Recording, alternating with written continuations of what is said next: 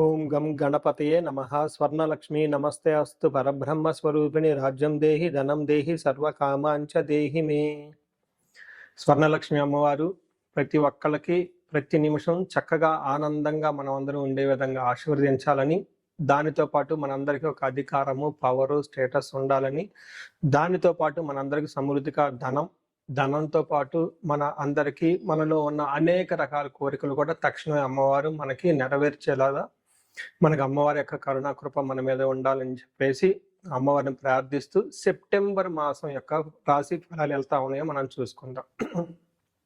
September మాసం యొక్క రాశి ఫలాలు ఎలా ఉన్నాయో మనం చూద్దాం.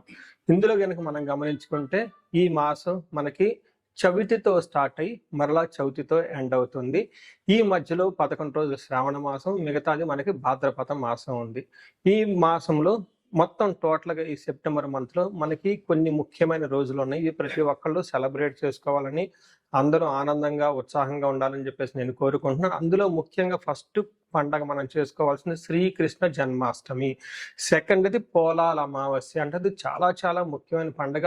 అమ్మవారు చాలా ఈజీగా మనందరికీ వరాలు ఇచ్చే అమ్మవారిని మనం చెప్పుకోవాలి. ఎవరికైతే పిల్లలు చనిపోతూ ఉన్నారో, పిల్లలు సరిగ్గా ఎదగటం లేదో, ధనం మన ఇంట్లో ఉండటం లేదో, ఈ పండగ జరుపుకోవాలి, ఈ పోలాల అమావాస్య అని చెప్పేసి నేను కోరుకుంటున్నాను. తర్వాత మనకి భాద్రపద మాసం స్టార్ట్ అవుతుంటే మనకి వినాయక చవితి స్టార్ట్ అవుతుంటుంది. దాని తర్వాత ఇంకొకటి ముఖ్యమైన విషయం ఏంటంటే అందరూ గమనించుకోవాల్సింది, మనకి పితృపక్షాలు స్టార్ట్ అవుతున్నాయి. వీటిని మహాలయ పక్షాలు అంటారు. ఇది 27వ తారీఖు నుంచి స్టార్ట్ అవుతుంది. ఈ పితృపక్షాలు ముఖ్యంగా ఎవరైతే అధికారం రాకుండా, ప్రమోషన్స్ రాకుండా, ఉద్యోగంలో ఆటంకాలు పడుతుందా, తల్లికి పిల్లలకి మధ్య గొడవలు వస్తూ ఉన్నాయా, ఎవరైతే లైఫ్లో స్టాగ్నేటెడ్గా గ్రోత్ లేకుండా ఉన్నారో, మీ ఇండివిజువల్ జాతకంలో పితృదోషం ఉన్నా, కాలసర్ప దోషం ఉన్నా, త్రిపిండి దోషం ఉన్నా కానీ ఇలాంటి వాళ్ళు ముఖ్యంగా ఈ యొక్క పితృపక్షాల సమయాన్ని సద్వినియోగం చేసుకొని పితృదేవతలకు ఆశీర్వాదం తీసుకొని తద్వారా మీ పిల్లలకి శ్రేయస్సుకు ప్లస్ వారికి సరిపడిన ధనం అంతా మీకు రావాలని చెప్పేసి నేను కోరుకుంటున్నాను. అందుకని పితృపక్షాలను ప్రతి ఒక్కళ్ళు సెలబ్రేట్ చేసుకోవాలని చెప్పేసి నేను కోరుకుంటున్నాను. ఇవి అంతా ఒక ఎత్తు అయితే, జ్యోతిష శాస్త్రంలో మనకి సెప్టెంబర్ మంత్లో 4 గ్రహాలు మారుతూ ఉన్నాయండి. ఈ 4 గ్రహాల యొక్క ప్రభావం 12 రాసుల వారికి ఎలా ఉందో మనం చూద్దాం. ముందులో మారే గ్రహాలు ఏంటి మనం చూసుకుంటే, శుక్రుడు వచ్చేటప్పటికి సెప్టెంబర్ 2న, బుధుడు సెప్టెంబర్ 7న, అలానే సూర్యుడు వచ్చేటప్పటికి సెప్టెంబర్ 17th, తర్వాత కుజుడు వచ్చేటప్పటికి సెప్టెంబర్ 18th.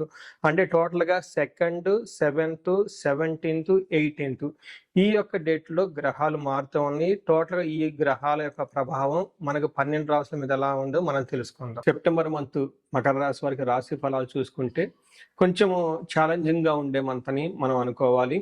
పెద్ద అంత ఫ్లోరిష్మెంట్ అయితే ఉండదు, అంత పెద్ద ఇబ్బందులు కూడా ఉండవు. కానీ ఎనివే ఇది కొంచెం మీకు ఫ్రిక్షన్, ఓకే, అనవసరమైన అపవాదుల్ని, ఆటంకాలని కలిగించే మంత్గా మీకు ఉంటుంది. ఈ మంత్ కొంచెం జాగ్రత్తగా ఉండాల్సిన అవసరం ఎంతైనా ఉంది మకర రాశి వాళ్ళు. ఇందులో నక్షత్రాలు చూసుకుంటే ఉత్తరాషాఢ 2, 3, 4 పాదాలు, శ్రవణం 1, 2, 3, 4 పాదాలు, ధనిష్ట 1, 2 పాదాలు అంతా ఈ రాశిలో ఉంటారు. పేరు బలం బట్టి మనం చూసుకుంటే వీళ్ళకి బో, జా, జీ, జూ, జే, జో, కా, గా, గి అన్న లెటర్స్ అంతా కూడా ఈ మకర రాశిలో ఉంటారని గమనించాలి. మీరు లఘు గోచారం, సూక్ష్మ గోచారం ప్రకారం చూసుకుంటే సూర్యుడు 9వ స్థానంలో ఉండటం వల్ల వీళ్ళకి చుట్టూ వాతావరణం ద్వేషించబడే విధంగా ఉండే అవకాశం ఉంటుంది. కుజుడు వీళ్ళకి 7వ స్థానంలో ఉండటంతో శోకం, అనవసరమైన చాలా ఫిజికల్గా టైర్డ్గా ఉండే అవకాశం ఎక్కువగా ఉంటుంది. బుధుడు 9వ స్థానంలో ఉండటం వల్ల ఆటంకాలతో పనులయ్యే అవకాశం కనిపిస్తుంటుంది. శుక్రుడు 10వ స్థానంలో ఉండటం వల్ల గొడవలు అయ్యే అవకాశం ఎక్కువగా ఉంటుంది. ఇది కూడాను భార్యాభర్తల మధ్య కొంచెం అనవసరమైన గ్యాప్ను తీసుకొచ్చే అవకాశంగా కనిపిస్తుంటుంది. మీరు ఓవరాల్గా చూసుకుంటే ఈ రాశి వాళ్ళకి 9వ స్థానంలో సూర్యుడు ఉండటం వల్ల నిందపరాధ కలహం నిర్దోషచ్చ ధనక్షయ పుణ్య లాభార్థ నాశాచ విచారే నవమే రవి అంటారు. అంటే ఇందులో దీని ప్రకారం చూసుకుంటే నింద అపరాధ, ఏ సంబంధం లేకుండా మీకు గొడవలు అయ్యే అవకాశం ఎక్కువగా ఉంటుంది. కలహం, తర్వాత నిర్దోషచ్చ, మీకు ఎలాంటి తప్పు లేకుండా మీ మీద అపవాదులు పడే అవకాశం ఎక్కువగా ఉంటుంది. ధనక్షయం, ధనాన్ని కోల్పోయే అవకాశం ఎక్కువగా ఉంటుంది. పుణ్య లాభార్థ నాశాచ. మంచి ఉద్దేశంతో ఏదైనా పని చేస్తే అందులో లాభం రాకపోను, మీకు నష్టం వచ్చే అవకాశం ఎక్కువగా కనిపిస్తుంటుంది. తద్వారా విపరీతమైన విచారం కలిగే సంఘటనలు మీ చుట్టూ చోటు చేసుకునే అవకాశం ఎక్కువగా ఉంటుంది. కొంచెం జాగ్రత్తగా ఉండవలసిన మాసం ఈ మాసం. అయితే ఈ చిన్న చిన్న ప్రాబ్లమ్సే కానీ ఓవరాల్గా సక్సెస్ఫుల్గా ఉంటారు అని మీరు గమనించుకోవాలి. ఎందుకంటే సూర్యుడితో 3వ స్థానం చూడటం వల్ల మీ యొక్క ధైర్యము, సాహసము, రిస్క్ టేకింగ్ ఎబిలిటీ, కమ్యూనికేషన్ చాలా పవర్ఫుల్గా ఉంటుందని గమనించాలి. అదేవిధంగా కుజుడు వీళ్ళకి 7వ స్థానంలో ఉండటం వల్ల మిక్స్డ్ రిజల్ట్ ఉంటుంది.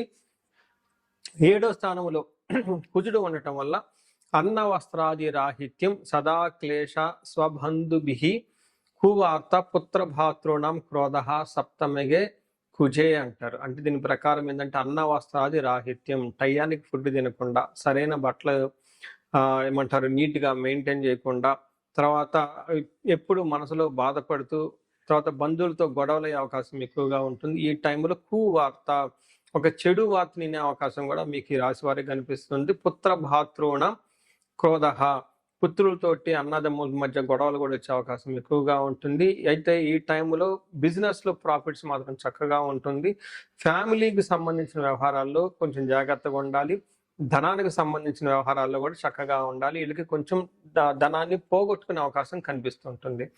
అయితే శుక్రుడు కూడా వీళ్ళకి 10వ స్థానంలో ఉండి మిక్స్డ్ రిజల్ట్ ఇస్తున్నారు. సరైన రిజల్ట్ ఎవరు అని తెలుసుకోవచ్చు. ఒక ప్రకంగా ఈ టైంలో ఈ రాశి వాళ్ళు ఎడ్యుకేషనల్గా కొత్త కొత్త కోర్సులు చేరే వాళ్ళకి అనుకూలంగా ఉంటుంది. కొత్తగా వెహికల్ కొనుక్కునే వాళ్ళకి అనుకూలంగా ఉంటుంది.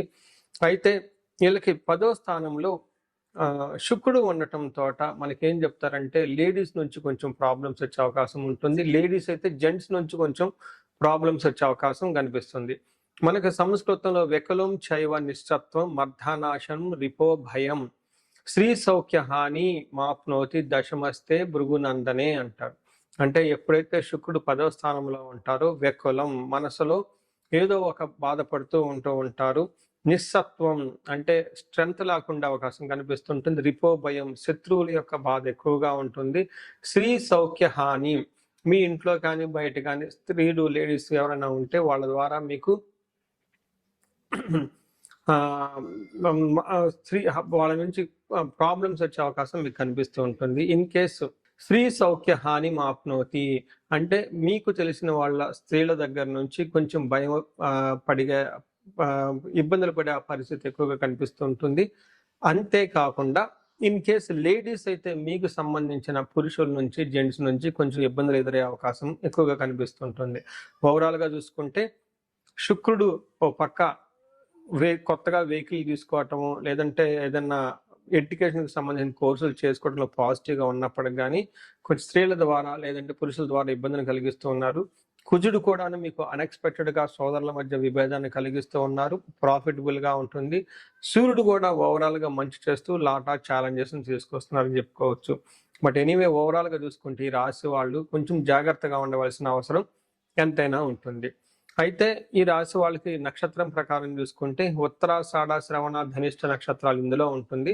ఉత్తరాషాఢ నక్షత్రం వాళ్ళకి ఒక పాజిటివ్ సైడ్లో చూసుకుంటే పరవాసము, అంటే ఫారిన్ వెళ్ళాలన్నా లేదంటే లాంగ్ అవుట్ స్టేషన్లో ఉండాలన్నా, ఆ అవుట్ స్టేషన్లో సెటిల్ అవ్వాలన్నా కానీ బాగుంటుంది. అవుట్ స్టేషన్కి వెళ్ళే వాళ్ళకైతే అనుకూలంగా ఉంటుంది. షాపింగ్కి వెళ్ళి బట్టలు అవన్నీ కొనుక్కునే అవకాశం ఎక్కువగా కనిపిస్తుంటుంది. అదేవిధంగా ధనానికి బాగా ఇబ్బంది పడతారు ఈ రాశి వాళ్ళు. శ్రవణం నక్షత్రం వాళ్ళు అగాయనికి ధనానికి ఇబ్బంది పడుతూ ఉంటారు. ధనం లేక ఇబ్బందులు పడుతూ ఉంటారు. ఫారిన్లో ఉండే వాళ్ళకి కలిసి వస్తుంటుంది. వస్త్ర లాభము, టోటల్గా వీళ్ళకి అగైన్ షాపింగ్ చేసే అవకాశం కనిపిస్తుంటుంది. ధనిష్ట నక్షత్రం వాళ్ళకి ఈ నక్షత్రం వాళ్ళకి కొంచెం పాజిటివ్గా ఎక్కువగా ఉంటుంది. వీళ్ళకి ధనానికి ఇబ్బంది పడుతూనే రాజ్య లాభము, కొత్తగా పదవి వచ్చే అవకాశం కనిపిస్తుంటుంది. వస్త్ర లాభము, అలానే షాపింగ్ చేసి కొత్త కొత్త బట్టలు తీసుకునే అవకాశం కూడా కనిపిస్తుంటుంది. సో ఈ రాశి వాళ్ళకి శ్రవణ, ధనిష్ట నక్షత్రం వాళ్ళకి గాయాలయ్యే అవకాశం ఎక్కువగా కనిపిస్తుంటుంది. ఉత్తరాషాఢ నక్షత్రం వాళ్ళకి సూర్యుని వల్ల అయితేనేమి కొంచెము ఇబ్బందులు పడే అవకాశం ఎక్కువగా ఉండి పనులు అనుకున్న విధంగా ఫాస్ట్గా అయితే ఖచ్చితంగా కొంచెం స్లోగా మూవ్ అయ్యే అవకాశం కనిపిస్తుంటుంది. సో చూశారు కదండి, ఓవరాల్గా చూసుకుంటే ఈ రాశి వాళ్ళకి కొంచెం ఇబ్బందులు పడే అవకాశం ఎక్కువగా కనిపిస్తుంటుంది. అందుకని వీళ్ళు ప్రతి ఒక్కళ్ళు ఇండివిడ్యువల్‌గా జాతకం కూడా ఒకసారి చూపించుకోవటం చాలా అవసరము. పరిహారాల కింద రుద్రాభిషేకం చేపించుకుంటే చాలా కలిసొస్తుంది. లేదంటే మహాసుదర్శన హోమం చేపించుకున్న చాలా కలిసొస్తుంది.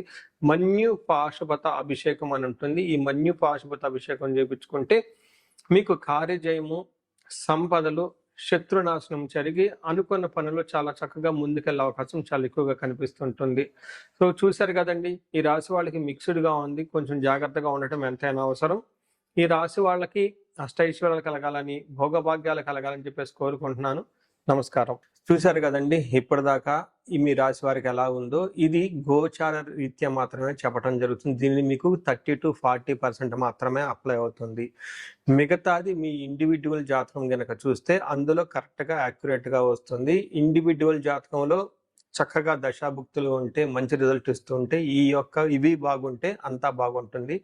ఇన్ కేస్ ఇండివిడ్యువల్ దశాభుక్తుల్లో సరైన రిజల్ట్ లేకుండా ఉంటే మీ జాతకం వ్యక్తిగత జాతకం సరిగా లేకుండా ఉంటే ఇవి వాటికి యాడ్ అయ్యి దానికి తద్వారా బేజులు చేసుకొని కరెక్ట్‌గా రిజల్ట్ అయితే వస్తుంది.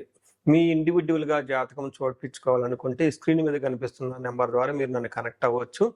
అంతేకాకుండా నేను ఒక రీసెర్చ్ చేస్తున్నాను. అంటే దాదాపు మిడ్ లైఫ్ క్రైసిస్ అంటూ ఉంటారనమాట. అంటే 40 ఇయర్స్ నుండి +/- 5 ఇయర్స్, అంటే 35-45, ఈవెన్ 48-50 వరకు ఈ మధ్యలో ఏజ్ ఉండి వాళ్ళకి సక్సెస్ఫుల్గా ఒక 10-15 ఇయర్స్ కెరీర్ ట్రాక్ రికార్డు ఉండి బాగా చదువుకోనుండి అన్ని విధాల చక్కగా లైఫ్లో ఒక బాణంలాగా దూసుకొని వచ్చి, కానీ ఈ టైంలో మీరు ఇబ్బంది పడుతూ ఉంటే సడన్గా జాబ్ లేకపోవటం, సడన్గా బిజినెస్ లేకపోవటం, సడన్గా లైఫ్లో గ్రోత్ లేకపోవటం, చాలా కన్ఫ్యూజ్డ్ అయిన పొజిషన్లో కనుక ఉంటే దీనిని జనరల్గా మనకి మిడ్ లైఫ్ క్రైసిస్ అని చెప్పేసి హార్మోనల్ ఇంబ్యాలెన్స్ అని చెప్తూ ఉంటారు. బట్ జ్యోతిష శాస్త్రంలో దీనికి చాలా చక్కటి పరిష్కారం ఉంటుందండి. మీకు జాతకంలో ఏమైనా శాపాలున్నా, రుణాలున్నా, గ్రహ దోషాలున్నా, కాలసర్ప దోషాలు లాంటి కఠినమైన దోషాలుంటే ఈ టైంలో యాక్టివేట్ అయ్యే అవకాశం ఎక్కువగా ఉంటుంది. దీనికి ఇండివిడ్యువల్గా జాతకం చూపించుకొని అది మీరు కెరియర్కి గ్రాప్ రావటానికి, లేదంటే మీరు లైఫ్లో ఇలా స్టాగ్నెట్గా ఆగిపోవటానికి గల కారణాలు ఏంటో తెలుసుకొని చక్కగా పరిష్కారాలు చేసుకుంటే లైఫ్ 10 రెట్లు ముందుకెళ్ళే అవకాశం ఎంతైనా ఉంటుంది. ఇదే కాకుండా నేను ప్రాబ్లం స్పెసిఫిక్గా కూడా చాలా హోమాలు అవన్నీ చేపిస్తూ ఉంటాను. అన్యోన్య దాంపత్య గురించి, అన్యోన్య దాంపత్య పాశుపత అభిషేకం. ఇప్పుడు ఈ మంత్లో మనకి ఫస్ట్ 11 డేస్ ఇంకా శ్రావణ మాసం ఉంది కాబట్టి శ్రావణ మాసాన్ని పురస్కరించుకొని స్వర్ణలక్ష్మి విశేషం హోమం చేయించడం జరుగుతుంది. ఇది ప్రతి ఒక్కళ్ళు చేయించుకోవాలని చెప్పేసి నేను కోరుకుంటున్నాను. ఎక్కడైనా మీకు ధనం రాకపోయినా, వచ్చిన ధనం నిలబడకపోయినా, అసలు ఆదాయ వనరులు మీకు ఇన్కమ్ సోర్స్ లేకపోయినా, లేదంటే విపరీతమైన అప్పుల బాధలు ఉన్నా, లేదంటే మీరు ఇచ్చిన అప్పులు తిరిగి రాకపోయినా కానీ ఈ టైంలో చక్కగా స్వర్ణలక్ష్మి విశేష హోమం చేయించుకోవాలని చెప్పేసి నేను కోరుకుంటున్నాను. ఇది సామూహికంగా చేయటం జరుగుతుంది. ఇప్పటిదాకా నేను హోమాలన్నీ 1-to-1 చేపించాను ఎక్కువగా. బట్ ఈసారి మాత్రం సామూహికంగా ఈ యొక్క హోమం చేయించడం జరుగుతుంది.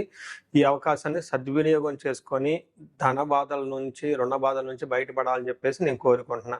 అంతేకాకుండా ఎవరికైతే హెల్త్ బాగోలేకపోతే మృత్యుంజయ హోమం చేయించుకోవటము, భార్యాభర్తలకు ఇందాక మీరు చెప్పిన విధంగా విశ్వావసు గంధర్వరాజ హోమం చేయించుకోవటం, ఇలా మన్యు పాశుపత అభిషేకం, చండీ హోమము, సుదర్శన హోమము, ఇలాంటి ఎన్ని హోమాలైనా కానీ మీరు ఎక్కడైనా కనుక లైఫ్లో ఆగిపోయినట్లు అనిపిస్తే మీ ప్రాబ్లం స్పెసిఫిక్గా కూడా హోమాలు, పూజలు చేయించడం జరుగుతుంది.